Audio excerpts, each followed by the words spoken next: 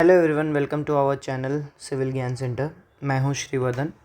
जैसा कि हम लोगों ने लास्ट लेक्चर में बात किया था, लास्ट वीडियो में, कि हम लोग स्टील स्ट्रक्चर पे पहला हमारा टॉपिक शुरू होगा। सब्जेक्ट जो भी है वो स्टील स्ट्रक्चर शुरू होगा।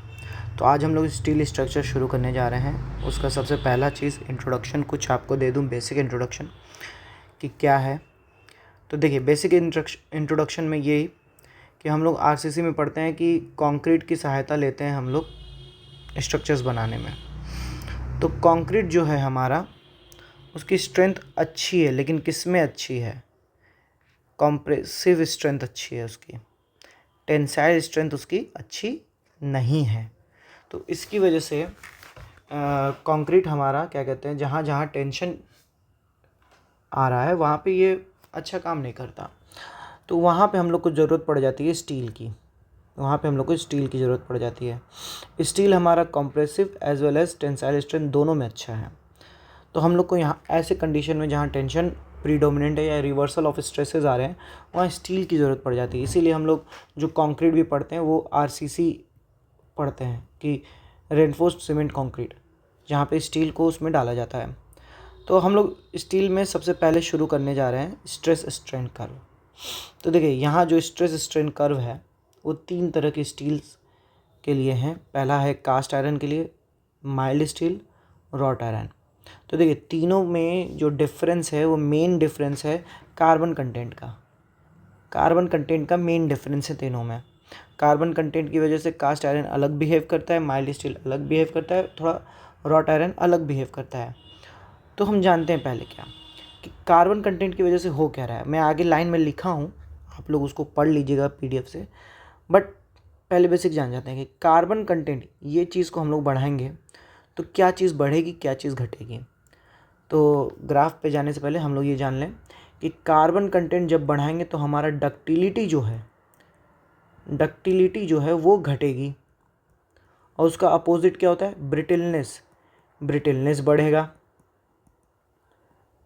ब्रिटलनेस बढ़ेगा और अल्टीमेट लोड कैरिंग कैपेसिटी भी बढ़ेगा। तो हम लोग का ये देखिए, सबसे ज़्यादा कार्बन कंटेंट कास्ट आयरन में मिल रहा था। तो कास्ट आयरन का जो हमारा अल्टीमेट स्ट्रेंथ है वो सबसे हाई है एज़ कम्पेयर टू अदर। और लेकिन इसका फेलियर बहुत कम स्ट्रेंथ पे ही हो रहा है। दैट मीन्स ये ब्रिटल बिहेव कर रहा है। ये देखिए, तुरंत बहुत कम पे ही ये फेल कर जा रहा है, यहाँ यहीं कहीं पे फेल कर जा रहा है। तो कास्ट आयरन हाईली ब्रिटल है। फिर बात करें रॉट आयरन की, तो रॉट आयरन में बहुत कम है हमारा कार्बन कंटेंट, 0.15 से कम है। तो रॉट आयरन जो है कुछ यूँ जा रहा है, प्रोग्रेसिव डिफॉर्मेशन हो रहा है, साथ में कुछ यूँ जा रहा है, बहुत लंबा दूर तक जा रहा है।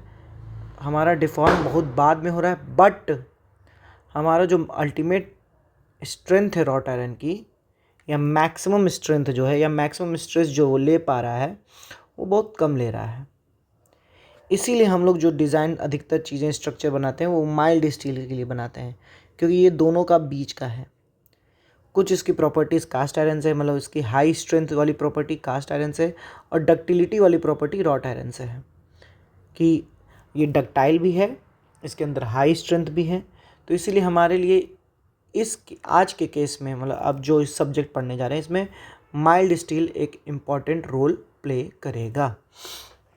तो बात करते हैं अब थोड़ा माइल्ड स्टील के कर्व को देखते हैं। ये बहुत इंपॉर्टेंट है, कभी कभी पूछता है। देखिए, ABCDE ये जो हमने लिखा है ये बहुत इंपॉर्टेंट है। इनसे क्वेश्चंस पूछ सकते हैं। क्या है कि अब हम लोग देखेंगे अगर, तो शुरुआत में माइल्ड स्टील जब लोड हम बढ़ाना शुरू करते हैं तो माइल्ड स्टील कुछ लीनियर सा बिहेव करता है कुछ दूर तक। मान लेते हैं वो पॉइंट ए है, कुछ दूर तक ये लीनियर बिहेव करता है, दैट हम वो कंसीडर कर रहे हैं पॉइंट है। तो वो जो पॉइंट है जहाँ पे तक ये लीनियर बिहेव करता है उसको बोलते हैं प्रोपोर्शनैलिटी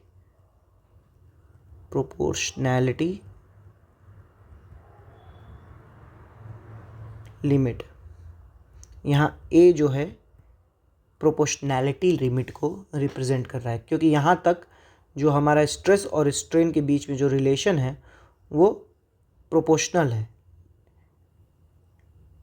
प्रोपोर्शनल है, ठीक है। फिर देखिए ए से बी तक की बात करें, ए से बी तक की बात, अब यहाँ पे हल्का सा कर्व आ गया है, अगर आप लोग यहाँ पे ध्यान दे रहे हो तो यहाँ पे हल्का सा कर्व आ गया, अब यहाँ लीनियर नहीं रह गया रिलेशन, ठीक है। तो अब यहाँ प्रोपोर्शनैलिटी तो ख़त्म हो गई है, लीनियर नहीं रह गया है। लेकिन हम लोग यहाँ बात करें, यहाँ पॉइंट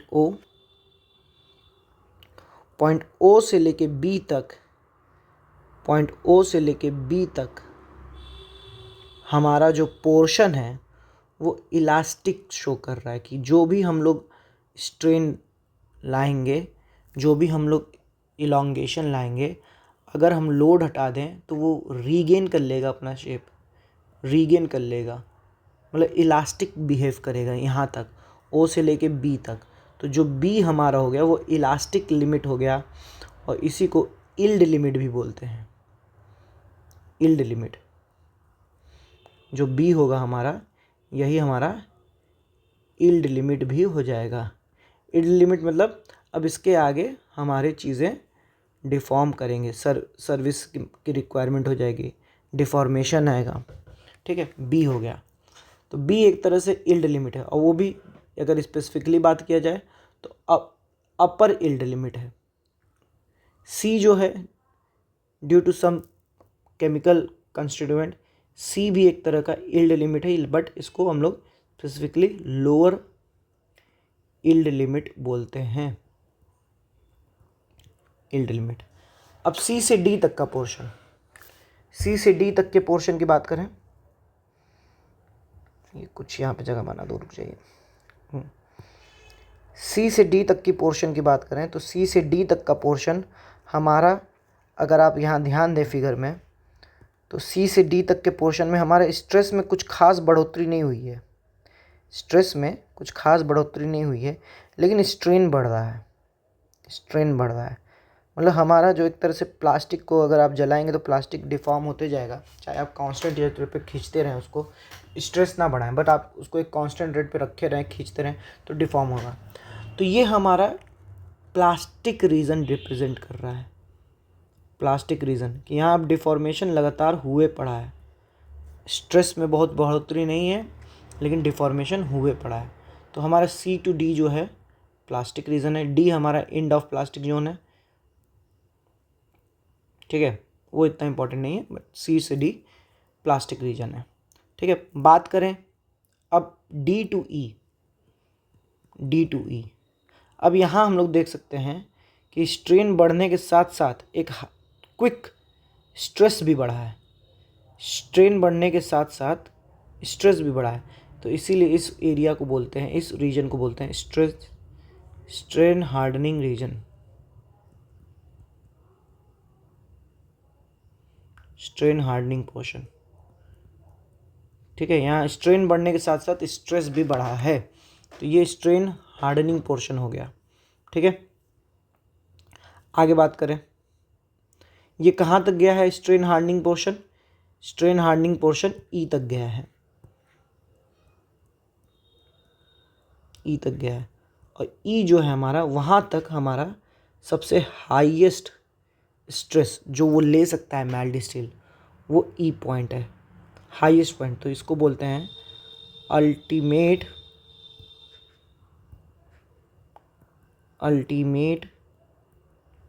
टेंसाइल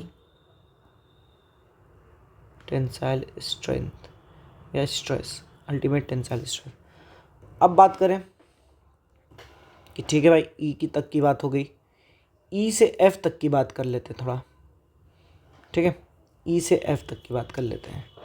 अब देखिए ई से एफ जो होगा, अब फाइनल स्टेज पे आ गया है, अब इससे ज़्यादा लोड नहीं ले सकता, अब लोड गिर रहा है, स्ट्रेन के साथ लोड गिर रहा है, अब फ्रैक्चर एक्सटेंसिव हो रहा है, अब यहाँ पे फाइनल फेलियर होगा एफ पॉइंट पे, और ई टू एफ हमारा जो कहलाएगा वो नेकिंग जोन, नेकिंग जोन इसलिए कराता है कि डक्टाइल मटेरियल है हमारा माइल्ड स्टील, तो ये नेक बन के टूटता है, इसलिए वो फिगर में दिखा दूंगा अभी, नेकिंग जोन कहलाता है ये। ई टू एफ हमारा नेकिंग जोन है, अब यहाँ पे एक्सेसिव डिफॉर्मेशन होगा और फाइनली एफ पे फ्रैक्चर हो जाएगा, टूट जाएगा हमारा मटेरियल। फाइनली एफ पे हमारा मटेरियल टूट जाएगा। तो ये स्ट्रेस स्ट्रेन कर्व है। तो पूरा स्ट्रेस स्ट्रेन कर्व हो, ये टोटली मेन किस चीज़ पे डिपेंडेंट था? Different type of stress strain का कार्बन कंटेंट पे। कार्बन कंटेंट हाई तो brittleness high, load carrying capacity high. यहाँ लिखा है कार्बन कंटेंट इंक्रीज करने पे डक्टिलिटी घट रही है, ब्रिटलनेस इंक्रीज हो रही है, ultimate load carrying capacity increase हो रही है। ठीक है, तो ये सारी बातें थी। एकमात्र जो प्रॉब्लम आती है हमको माइल्ड स्टील के साथ वो ये है कि ये कोरोड होता है। माइल्ड स्टील कोरोड होता है। ये one of the only problem जो माइल्ड स्टील के साथ आती है। तो बात करते हैं थोड़ा सा कोरोजन के भी बारे में। क्या कोरोजन होता क्या? बहुत डिटेलिंग में नहीं उतरना है। ऑक्सीडेशन रिडक्शन रिएक्शन की वजह से कोरोजन होता है। ऑक्सीडेशन रिएक्शन की वजह से होता क्या है, उसकी वजह से जैसे जो भी आयरन पोर्शन है स्टील में, जो भी आयरन पोर्शन है उसको वो रिएक्ट करके FeO को Fe2O3 में कन्वर्ट कर देता है। और Fe2O3 as compare to FeO ज़्यादा स्पेस ऑक्युपाई करता है, इसकी वॉल्यूम ज़्यादा होती है। जैसे फॉर एग्जांपल मान लें ये FeO था, ये FeO था। अब जब ऑक्सीडेशन हुआ, कोरोड हुआ, इसका वॉल्यूम बढ़ेगा तो ये ऊपर ऊपर ऐसे ऐसे फैलेगा। उसी को हम लोग जंक कह देते हैं, और जंग लग गया या रस्टिंग हो गई उसी को हम लोग कह देते हैं। और वो वॉल्यूम फैल के बिखर जाएगा, टूट जाएगा, आखिरी में वो टूट जाएगा। तो Fe2O3 का जो वॉल्यूम है एज़ कम्पेयर टू FeO ज़्यादा होता है, इसीलिए वो कोरोजन हो जाता है। तो हम लोग कोरोजन से बचने के लिए क्या करते हैं? स्टेनलेस स्टील लगाते हैं, स्टेनलेस स्टील का इस्तेमाल करते हैं। स्टेनलेस स्टील में मेन इंग्रेडिएंट क्या होता है? मेन इंग्रेडिएंट उसमें क्रोमियम होता है। अब क्रोमियम से फ़ायदा क्या? क्रोमियम से ये फ़ायदा कि FeO जब Fe2O3 में बन रहा था तो उसका वॉल्यूम बढ़ जा रहा था, लेकिन ये चीज़ क्रोमियम के साथ नहीं हो रही है। क्रोमियम जो है ये Cr2O3 में जब कन्वर्ट हो रहा है ऑक्सीडेशन के बाद, तो दोनों का वॉल्यूम, चाहे Cr2O3 बोलो या CrO बोलो, दोनों का वॉल्यूम लगभग कंपेरेबल है। तो इसकी वजह से कोई वॉल्यूम इंक्रीज़ नहीं हो रहा और हमारा जो कोरोजन वाला केस है वो यहाँ पे एप्लीकेबल नहीं हो रहा। तो ये हो गया कोरोजन की बात। अब बात करते हैं, आगे बढ़ते हैं, डिफरेंट डिज़ाइन थ्योरी।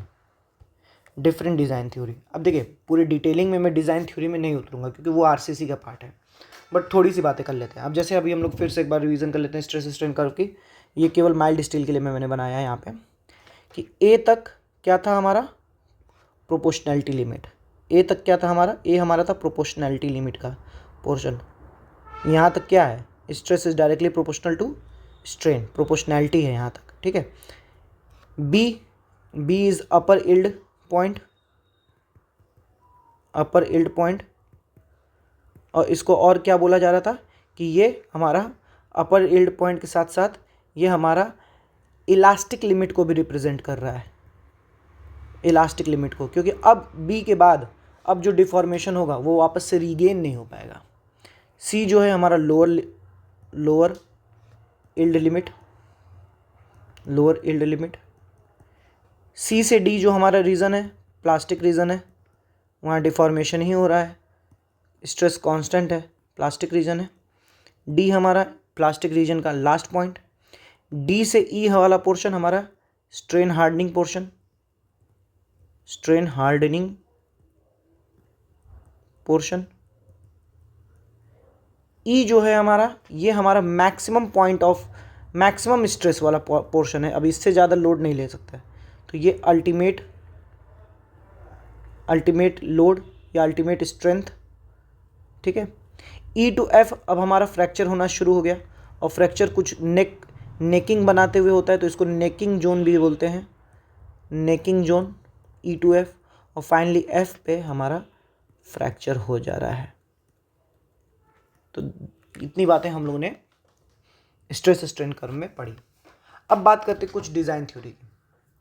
तो देखिए डिज़ाइन थ्योरी 3 तरह की हम लोग को पढ़नी है, WSM, ULM और लिमिट स्टेट मेथड। बहुत डिटेलिंग में डिज़ाइन थ्योरी में मैं यहाँ नहीं उतरूँगा क्योंकि वो RCC का पार्ट है।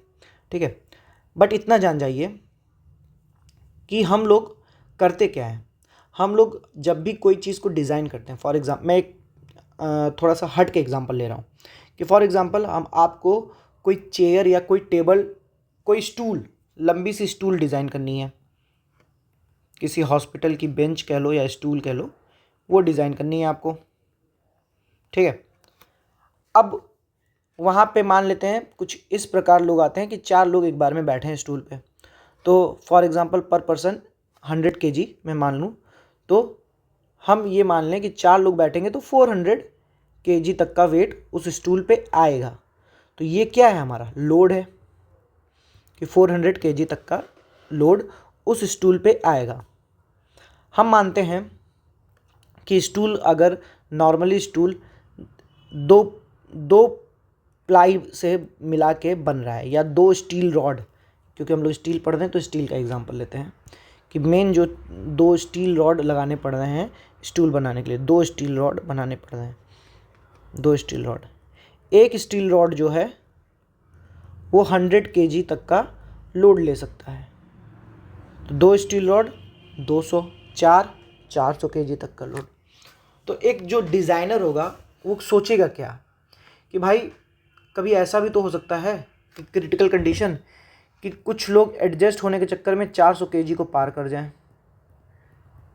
या कोई व्यक्ति 100 kg से ऊपर का आ जाए तो 400 kg से ऊपर लोड आ जाए, तो वो क्या कहेगा कि भैया मैं थोड़ा लोड को बढ़ा के ही रखूँगा, मैं 400 के लिए नहीं, लेट्स से 500 kg के लिए बना देता हूँ, ठीक है। तो बहुत सही बात है, अगर 500 kg के लिए हम कोई प्रोडक्ट बना रहे हैं और उस पर लोड केवल 400 kg तक का आ रहा है, तो हमारा लोड, हमारी सेफ्टी इंश्योर है, हमारा स्ट्रक्चर सेफ़ है, हमारी जो भी चीज़ बना रहे हैं हम वो सेफ़ है। तो पहला चीज़ तो ये। दूसरा आदमी आया, बोला कि भाई देखो तुमको 400 kg के लिए 4 रॉड लगाने पड़ते, जो एक रॉड अगर 100 kg का लोड ले रहा है तो 4 रॉड लगाने पड़ते हैं। तुम ये मान लो कि एक रॉड 100 के बजाय केवल 80 ही kg का लोड ले पाता है, एक रॉड केवल 80 kg का लोड ले पाता है। अब बताओ तुम्हें कितने रॉड लगाने होंगे, तो तुम कैलकुलेट करके बताओगे कि एक रॉड 80 kg, तो हमें 400 kg लोड चाहिए, तो टोटल 5 रॉड्स लगाने होंगे। 5 रॉड्स, ठीक है भाई। कहाँ तुम्हें 4 रॉड की ज़रूरत थी और तुम लगा रहे हो 5, तुम एक एक्स्ट्रा रॉड लगा रहे हो। तो अभी भी ऐसे वाले दूसरा वाला आदमी के हिसाब से भी, सेकेंड पर्सन के हिसाब से भी तुम्हारा काम अभी सेफ है, तुम्हारा काम अभी सेफ है। तुम्हें 4 ही रॉड की ज़रूरत थी, तुम लगा कितना रहे हो, 5 रॉड, ठीक है। तो हमने यहाँ पे क्या किया, एक आदमी आया, वो लोड को बढ़ा दिया, कहा कि भाई तुम अधिक लोड के लिए बनाओ, तुम्हें 400 kg चाहिए था लेकिन तुम नहीं भाई, तुम 500 kg के लिए बनाओ स्ट्रक्चर, हमें अपना स्ट्रक्चर सेफ चाहिए बस। दूसरा आदमी आया, बोला कि नहीं भाई तुम्हें जहाँ 4 रॉड केवल लग रहे थे तुम 5 रॉड लगाओ, क्योंकि मटेरियल हो सकता है कमज़ोर हो ना, तो तुम 5 रॉड लगा दिए, ठीक है। तो दोनों केस में हमारा स्ट्रक्चर सेफ है, दोनों केस में हमारा स्ट्रक्चर सेफ है। तो यही पूरा का पूरा तीनों डिज़ाइनिंग में, किसी में हम लोग केवल लोड को करेंगे, किसी में हम लोग केवल इसको बोलते हैं मटेरियल की स्ट्रेंथ को कम आंकेंगे, ऐसे ही करके हम लोग को डिज़ाइन करना है।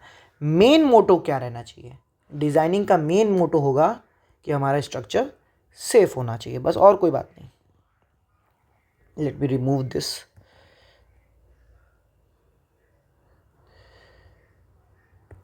ठीक है, तो अब बात करते हैं डिफरेंट थ्योरीज में। वीडियो लंबी हो रही है इसलिए जल्दी ख़त्म करता हूँ मैं, ज़्यादा नहीं है, 5 मिनट और, ठीक है। तो देखिए वर्क, अब बस इसी में अंतर है हल्का हल्का, कि वर्किंग स्ट्रेस मेथड में क्या आया, आदमी आया बोला कि मैक्सिमम लोड तो हम लोग का ये यहाँ तक ले सकता है, यहाँ तक ले सकता है, हमारा जो मटेरियल है माइल्ड स्टील है ना, मैक्सिमम लोड ई तक ले सकता है, लेकिन नहीं सर, हमें डर लग रहा है, हम वहाँ तक नहीं जाएंगे। हम कहीं मान लेते हैं कि हमारा लोड जो है मैक्सिमम ए के भी नीचे है, कहीं यहीं तक वर्किंग लोड, मतलब यील्ड स्ट्रेस, ये जो है यील्ड स्ट्रेस इससे भी कम है ना। और जहाँ हम लोग का अल्टीमेट स्ट्रेस FU ले सकता था, लेकिन हम यील्ड स्ट्रेस से भी कम लोड पे खेलेंगे। तो अब हम करेंगे क्या, जहाँ 4 रॉड की ज़रूरत है वहाँ 5 रॉड देंगे। हम मटेरियल की स्ट्रेंथ को कम ले लिए, तो यहाँ पे हमारा जो वर्किंग स्ट्रेस में मैथ स्ट्रक्चर बनता है, सेफ तो बनता है, सेफ है, क्योंकि हम 5 रॉड दे रहे हैं, 6 रॉड दे रहे हैं, अधिक मटेरियल लगा रहे हैं, मटेरियल अधिक लगा रहे हैं, ठीक है, कम लोड मानते हुए, ठीक है। बट सेफ होने के साथ, क्योंकि मटेरियल अधिक लगा रहे हैं, तो हम पैसा खर्च अधिक कर रहे हैं, तो अनइकोनॉमिकल है, अनइकोनॉमिकल है।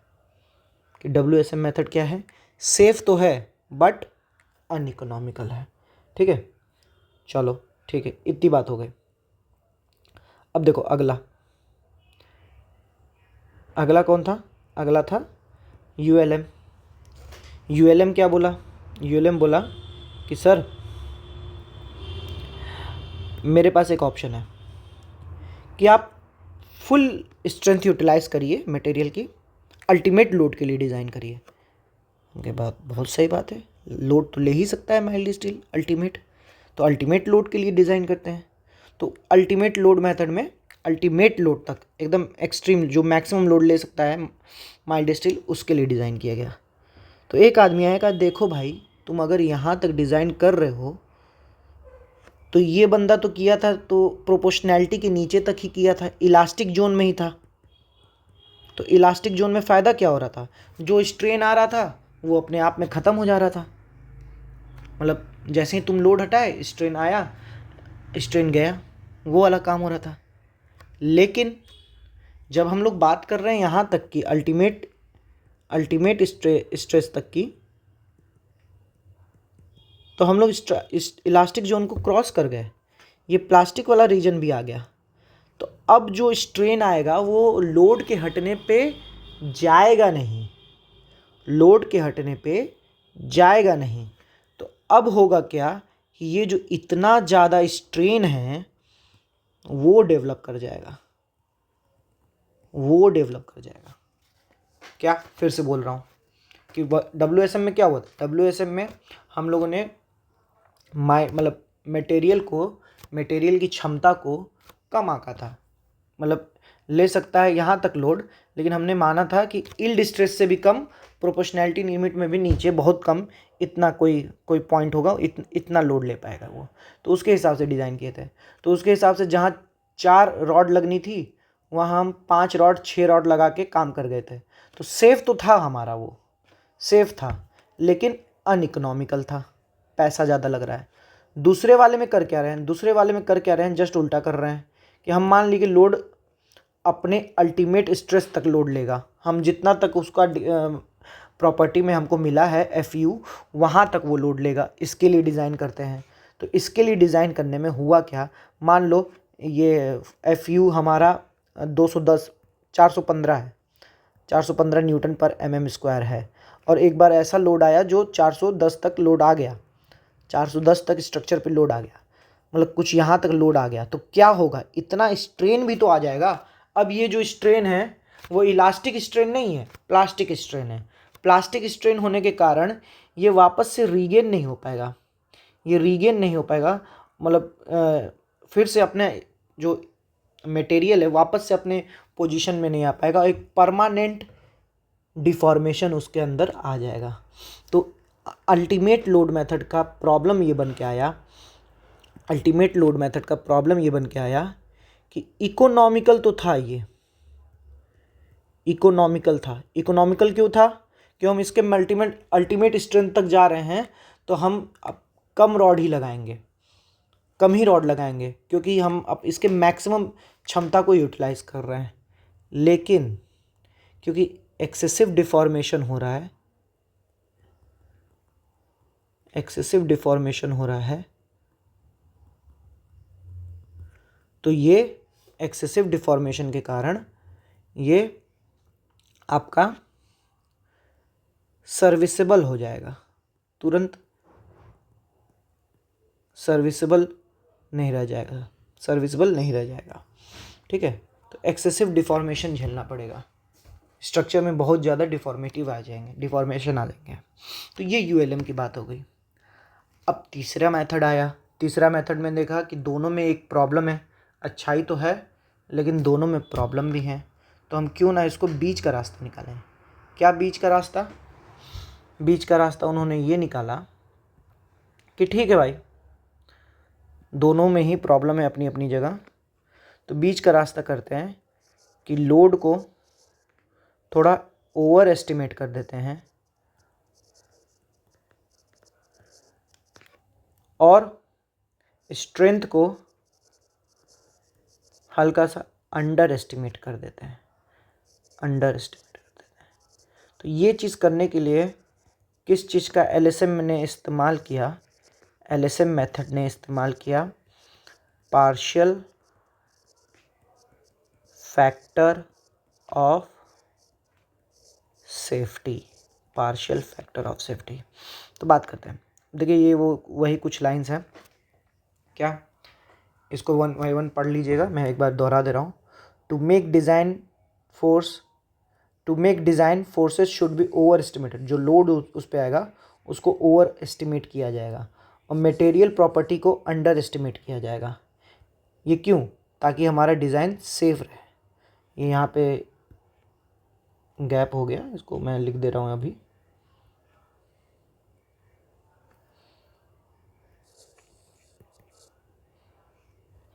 To make design safe. ठीक है, आगे बढ़ते हैं।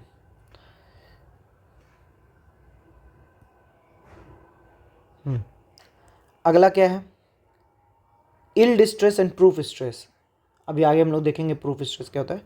इल्ड स्ट्रेस, प्रूफ स्ट्रेस जो है ये आपका बेसिस ऑफ डिफॉर्मेशन क्राइटेरिया है, डिफॉर्मेशन की वजह से जो बन रहा है वो है। इल्ड स्ट्रेस क्या है? इल्ड स्ट्रेस वो स्ट्रेस है जिसके पहले डेफिनिट डिफॉर्मेशन सॉल्यूशन लिखा गया है यहाँ पे, लेट मी करेक्ट इट, वो प्रिंटिंग मिस्टेक है।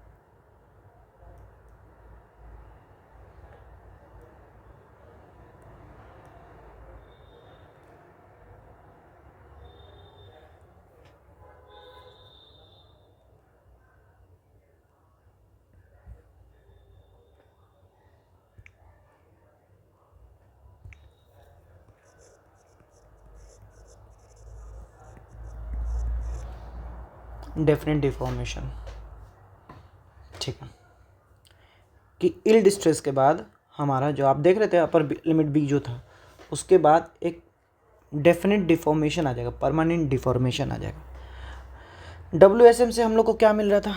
डब्ल्यूएसएम से मिल रहा था सेफ डिज़ाइन, ठीक है, और दूसरी बात क्या थी, प्रॉब्लम क्या थी? हाईली अनइकोनॉमिकल, हमें लार्ज सेक्शन मिलते हैं। कंक्रीट के केस में डब्ल्यूएसएम में लार्ज सेक्शन, जहाँ इतना छोटा सा सेक्शन चाहिए वहाँ इतना बड़ा चाहिए होगा। यूएलएम में इकोनॉमिकल तो हो गया था, ठीक है भाई, इकोनॉमिकल हो गया था, लेकिन मार्जिन ऑफ सेफ्टी कम हो गई थी और एक्सेसिव डिफॉर्मेशन हो गया था। यहाँ लिखा नहीं है, एक्सेसिव डिफॉर्मेशन हो गया था, एक्सेसिव डिफॉर्मेशन हो गया था, प्लास्टिक डिफॉर्मेशन हो गया था। यूएलएम मेथड किसके लिए फिर इस्तेमाल करते हैं? यूएलएम मेथड हम लोग इस्तेमाल करते हैं इंटरमीडिएट स्ट्रक्चर्स के लिए। ये स्ट्रक्चर में आप लोग देखेंगे कि इंटरमीडिएट स्ट्रक्चर में डिफॉर्मिटी मतलब प्लास्टिक हिंजेस डेवलप कर जाएंगे और प्लास्टिक हिंजेस की वजह से वो स्टेबल हो जाएगा, ठीक है। और बात करते हैं एलएसएम। एलएसएम दोनों की गलतियों को सुधारता है, रेक्टिफाई करता है। कैसे रेक्टिफाई करता है? Partial safety factor of safety इस्तेमाल करके, पार्शियल फैक्टर ऑफ सेफ्टी इस्तेमाल करके। LSM एक प्रोबेबिलिस्टिक अप्रोच है। माइल्ड स्टील का जो स्ट्रेस स्ट्रेन कर्व है वो ग्रेजुअल लोडिंग के लिए बनता है, जबकि हमारा जो ओरिजिनल स्ट्रक्चर होता है वो रिपीटेटिव लोडिंग के लिए होता है। इंड्योरेंस लिमिट 189 न्यूटन पर mm स्क्वायर होता है। WSM में जो एक्स्ट्रा मार्जिन ऑफ सेफ्टी होती है वो 10% होती है। हम बोले थे ना WSM सेफ है। LSM में मार्जिन ऑफ सेफ्टी 5% होती है, इसलिए कहा जाता है कि LSM जो है इकोनॉमिकल है। क्यों? जहाँ WSM में हम लोग इतना मोटा कॉलम देंगे, LSM से बनाएंगे तो वो इतना मोटा रहेगा और 5% एक्स्ट्रा सेफ्टी भी दे रहा है, तो इकोनॉमिकल हुआ ना। तो ये LSM का फ़ायदा है। अब एकदम लास्ट, बस few minutes more.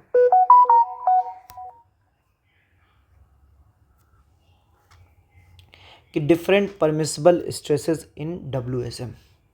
Different permissible stresses in WSM की बात करें तो देखो, माइल्ड स्टील के लिए ये इससे क्वेश्चन बहुत पूछता है। इनमें से किसी भी एक चीज़ से पूछ देगा आपसे क्वेश्चन और आप कंफ्यूज हो जाएंगे। अभी मैं लेटेस्ट UPPSC AE का मेंस दे के आया हूँ, उसमें इससे क्वेश्चन था। जबकि सोचिए मेंस एग्ज़ाम के लेवल का तो नहीं है, बट हाँ था। तो देखिए, अलग अलग फेनोमेना में अलग अलग stresses. FY yield stress mild steel का 250 न्यूटन होता है, 250 न्यूटन पर mm स्क्वायर।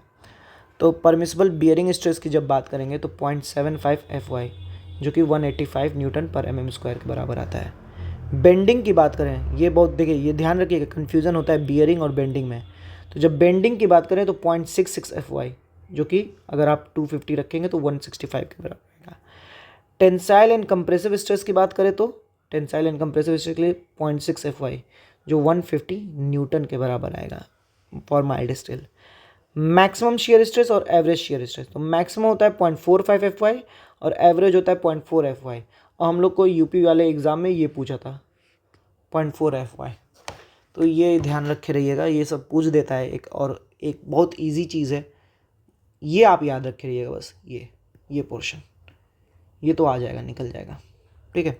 और माइल्ड स्टील के लिए इंड्योरेंस लिमिट अभी ऊपर भी देखे थे, यहाँ भी देख लीजिए कि 186 न्यूटन पर mm square. Last thing of the lecture कि differential permissible stresses in LSM। इसके बाद देखिए कनेक्शन है, जो कि अगला वीडियो रहेगा, ठीक है। कि differential permissible stresses in LSM। तो देखिए, अभी हम लोगों ने बात किया था कि LSM जो रेक्टिफाई कर रहा है दोनों मेथड को, किसकी मदद से रेक्टिफाई कर रहा है? पार्शियल फैक्टर सेफ्टी या पार्शियल सेफ्टी फैक्टर की मदद से, ठीक है। तो पार्शियल सेफ्टी फैक्टर क्या है? एक है गामा F और एक है गामा M। गामा F जो है वो डेड लोड और लाइव लोड को वेरिएशन को काउंटरैक्ट कर रहा है, और गामा M जो है मटेरियल प्रॉपर्टी को काउंटरैक्ट कर रहा है, ठीक है। अब देखिए, कुछ चीज़ें बात कर लेते हैं। LSM में हमेशा हमारी जो सोच रहती है कि जो भी लोड आ रहा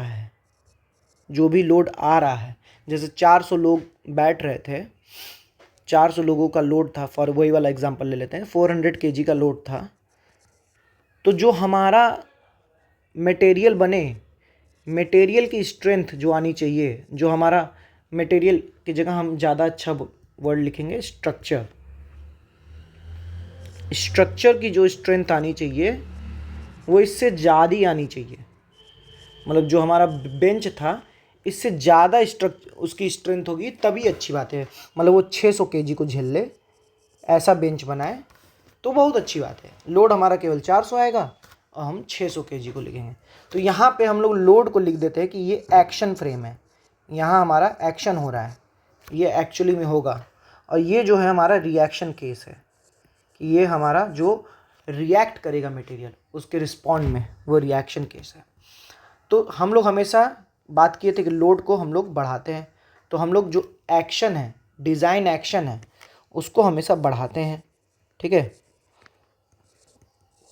डिज़ाइन एक्शन जो है उसको हम लोग हमेशा बढ़ाते हैं। तो खुद ही सोचिए कि लोड के लिए क्या था? गामा F था। तो गामा F को मल्टीप्लाई करेंगे कि डिवाइड करेंगे कि वो ये लोड बढ़ जाए?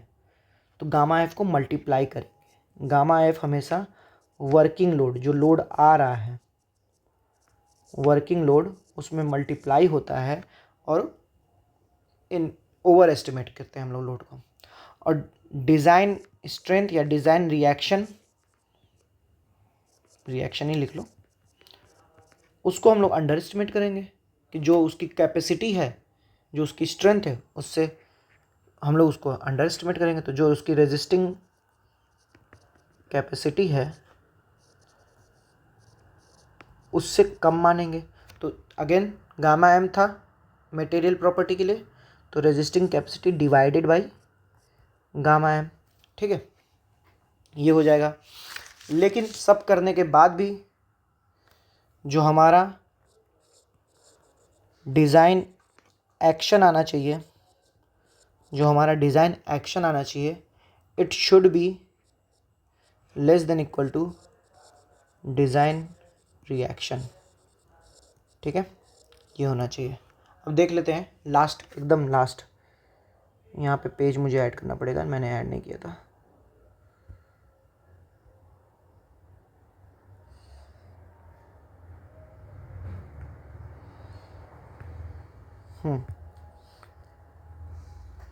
तो कुछ अभी हम लोगों ने माइल्ड स्टील देखा ही था कि माइल्ड स्टील का कर्व एक रफली बना दे रहा हूँ मैं।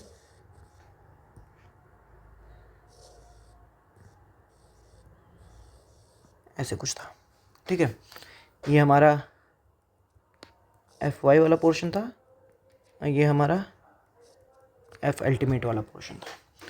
तो फॉर एग्जांपल जब हम लोग बात करते हैं कि परमिसिबल स्ट्रेसेस, डब्ल्यूएसएम में तो बात हो गई बियरिंग के लिए, बेंडिंग के लिए, कंप्रेसिव स्ट्रेस के लिए, टेंसाइल के लिए, यहाँ के लिए भी जब बात करते हैं तो सारे केस में परमिसिबल स्ट्रेसेस होता है एक्सेप्ट शियर परमिसिबल स्ट्रेस।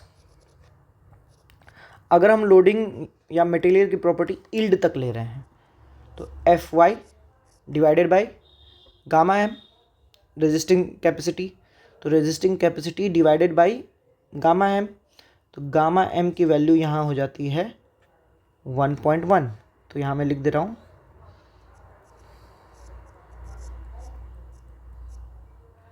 1, ठीक है। अब बात करें अगर हम अल्टीमेट लोड तक जा रहे हैं, same permissible stress ultimate load तक जा रहे हैं, तो अब भाई देखो क्या मैंने बात की थी कि जब भी हम लोग यहाँ तक आ रहे हैं तो एक्सेसिव डिफॉर्मेशन हमें आ रहा है। एक्सेसिव डिफॉर्मेशन आने की वजह से हमारा प्रॉब्लम क्या है, हमारी मार्जिन ऑफ सेफ्टी कम हो गई, तो मार्जिन ऑफ सेफ्टी कम हो गई तो हम यहाँ पे फैक्टर ऑफ सेफ्टी और ज़्यादा रख लेंगे ताकि वो हम लोड को अंडर एस्टिमेट कर सकें, मतलब स्ट्रेंथ को अंडर एस्टिमेट कर सकें। तो यहाँ पे फैक्टर ऑफ सेफ्टी और ज़्यादा हो जाता है, वो हो जाता है 1.25, यहाँ गामा एम की वैल्यू हो जाती है 1.25। तो ये दोनों केस जो है बियरिंग, ठीक है, बियरिंग,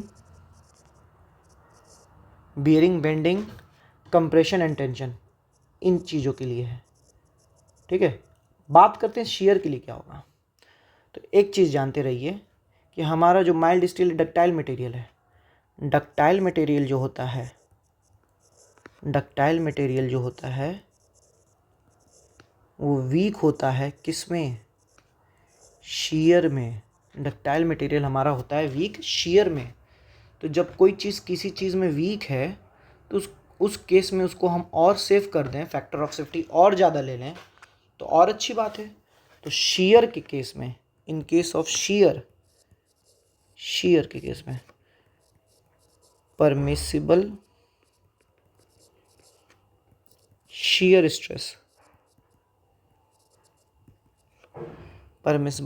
स्ट्रेस, वो क्या हो जाता है, एफ वाई, अगर एफ वाई ले रहे हैं तो 1.1 तो रहेगा, एक एक्स्ट्रा फैक्टर ऑफ सेफ्टी आ जाएगा √3 का। सिमिलरली एफ यू तो रहेगा बट एक एक्स्ट्रा एफ यू के साथ 1.25 तो रहेगा बट एक एक्स्ट्रा आ जाएगा √3। तो √3 तभी आएगा जब हमारा शियर का केस है। अगर शियर का केस नहीं है, टेंशन है, कंप्रेशन है, बियरिंग है, बेंडिंग है, तो √3 नहीं आएगा। फिर बस हमको देखना है कि एफ वाई है कि एफ यू है, उस मतलब हम किस पोजीशन तक जा रहे हैं। इसमें भी आपको समझ में आ जाएगा जब हम लोग कनेक्शन पढ़ेंगे कि एफ वाई कब लेना है, एफ यू कब लेना है। जब हम स्ट्रक्चर को तोड़ के देख रहे होंगे ना, एक मैं बता दे रहा हूँ कि जब हम ये मान के देखेंगे कि टूट गया स्ट्रक्चर, यहाँ से टूट गया, तब वहाँ पे जो स्ट्रेंथ इस्तेमाल करेंगे हम लोग एफ यू लेंगे। और जब हम लोग ये नहीं मानेंगे कि टूटा नहीं है, अभी है वैसे ही है, टूटा नहीं है, टूट सकता है लेकिन टूटा नहीं है, तो एफ वाई मानेंगे। ठीक है, तो वो दिखेगा जब हम लोग कनेक्शन पढ़ेंगे। तो एक ये बेसिक इंट्रोडक्शन वाला चैप्टर ख़त्म हुआ। मेरे सोच से ज़्यादा लंबा वीडियो हो गया, बट अच्छी बात है, ज़्यादा से ज़्यादा चीज़ें मिली हम लोगों को। ये वाला पोर्शन जो है, ये जो मैंने लिखा है, ये बहुत इम्पॉर्टेंट है, इसको एक बार पढ़ लीजिएगा। बाकी सारी चीज़ें भी इम्पॉर्टेंट है, ये बहुत इम्पॉर्टेंट था आपका। एलएसएम वाला चीज़ भी बहुत इंपॉर्टेंट है। माइल्ड स्टील का कर्व बहुत इंपॉर्टेंट था, ये बहुत ध्यान रखिएगा। ये बहुत याद रखिएगा कि वर्किंग स्ट्रेस मेथड से सेफ और अनइकोनॉमिकल है। तो इन सारी बातों को ध्यान में रखते हुए पढ़िएगा। कोरोजन भी, सारी चीज़ें इसमें इंपॉर्टेंट थी। इसमें मैंने स्क्रैप नहीं भरा है कि कोई चीज़ ऐसी नहीं है जिससे क्वेश्चन नहीं आया है। तो कैसा लगा आपको वीडियो ये बताइएगा। कोई सुझाव हो तो वो भी बताइएगा। तब तक के लिए टेक केयर, गुड नाइट, अगले वीडियो में मिलते हैं।